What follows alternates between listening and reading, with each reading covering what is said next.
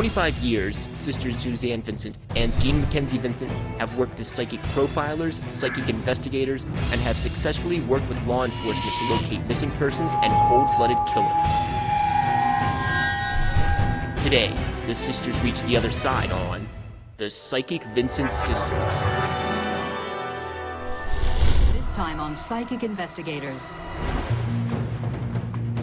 When a local dentist is found brutally murdered in his home, everyone is shocked. And I said, well, what's so bad that I can't go in? And they said, you really don't want to see this. The police suspect his closest friends. Now, all of a sudden, we're under a light for everybody to watch our every move. Until a pair of psychic sisters share a disturbing vision. I felt a lot of blood pooling around my feet. And I had a flash of a bat. And all of a sudden, these spirit guides just screamed out, "Law enforcement."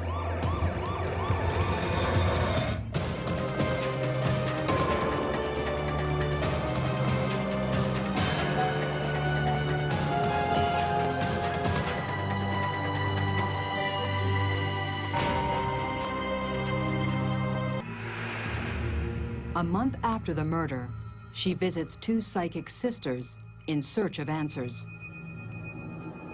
Hosts of a regular psychic tea party, Suzanne and Jean Vincent claim to be guided by the spirits of the dead. My psychic insights come to me in a variety of different ways. I start seeing flashes of light. I start seeing scenery and images. I might hear or taste something that would all be symbolic to what is this person all about, or what is the situation all about.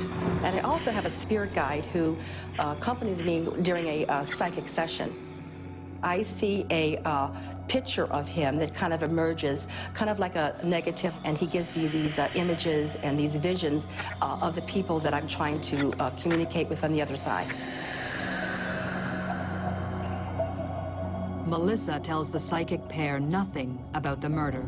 And the first thing my spirit guide said to me was there was a grief cloud all around this lady. I just said, "Oh my goodness, your boys found a body?" And she had said, "Yes, they did."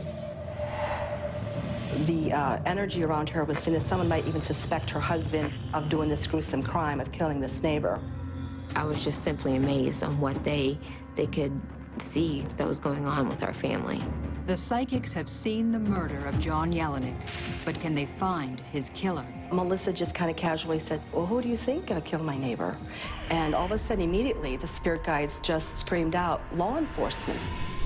We were called by Mrs. Slack on New Year's Eve, and my sister and I decided to go ahead and rearrange our schedule to go down and try to retrace the footsteps where Jimmy Slack went missing, starting from the parking lot. And then we went over to the Westview Park, and I think there's a film that there's shows a picture us of Jimmy up there now, trying to do the research and trying to retrace his steps. And we did head over to the up towards Ridge Street near the park up that way, and we also looked at some of our markers, and we came upon some clothing near the markers that were pinpointed on our maps. And as we were heading up that way, we found some clothing, and the clothing were very dark in nature. They had been there for a couple of weeks. Jeannie and I called the Pittsburgh police. And the Pittsburgh police came out in 5 minutes from the missing persons unit, and they took a look at it. They investigated it for several minutes, and we're looking at it, and actually called back to the station to make sure that the description was correct of James Slack's clothing. Now we're looking at you on the cameras there. Was that his clothing? The Sergeant Gannon had ruled out that it was not pertaining to the Jimmy Slack case. So we're still pursuing and still looking in different areas, retracing his energy steps, which brought us back down to the river. But these items of clothing was ruled out, not pertaining to his case. But they were items that were dark that did match some of the descriptions, and we gave it to law enforcement to follow through with the leads that were at our markers. We pick up energy, so there was energy around this clothing, and led us that way. And then also we retraced our steps back to the Allegheny River down towards the Ohio River, which is where our new leads are leading us to, which we both have some detailed descriptions of where we think he is going to be found at. In our opinion, he is in the river. It's just a matter of having some people search, and family search, and community search for him. On this episode of The Psychic Vincent Sisters, Suzanne and Jean visit Bellevue, Pennsylvania, and the Andrew Bain Library, searching for the ghost of Amanda Bain. Amanda, we know you're here. Did you catch that? I feel multiple spirits. I feel multiple energies. She's here. She says she's sorry about the computers.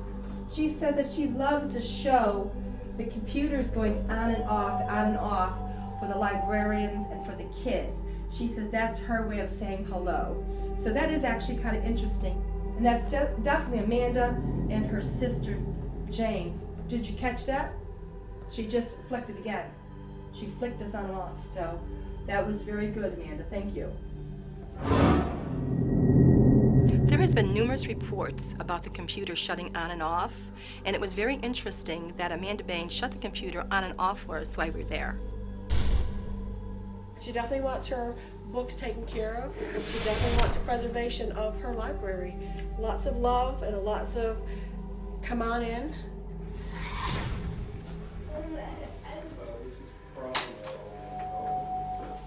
Brett, did you get the door pop open on the sound, honey? I feel that Amanda Bain and her father, Andrew Bain, were trying to get our attention. I feel, and I saw them standing there, and it was like, if you want to capture some paranormal activity, well, here you go. And then the door just kind of flung open, and nobody was there. She's communicating, and I just definitely feel it has something to do with the books. You can pull something out, a small book. She might be. I see that one just moved, Judy. This one just moved. I don't know, one of these two just moved. There's one up there. Oh my God, it's sticking out! It is Look sticking it up out. there. And that's what I'm Did getting you? at. Okay. When the book came off the shelf, I was quite impressed that Amanda Bain and the other spirits were showing off and letting us see, yes, we're strong enough to pull a book back and forth.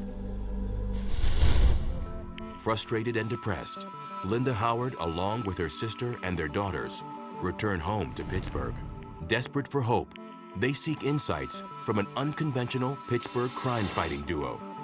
Psychic sisters, Suzanne and Jean Vincent.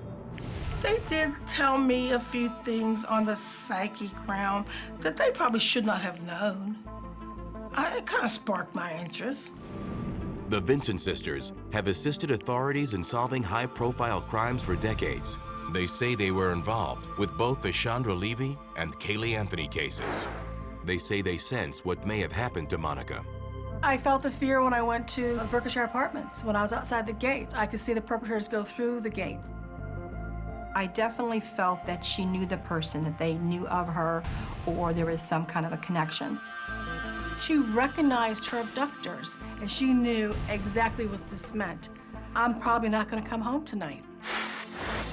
At the spot where the car is found, the Vincent sisters sense a violent struggle. I feel it was almost like she knew something, or they wanted something, and she just couldn't give it to them.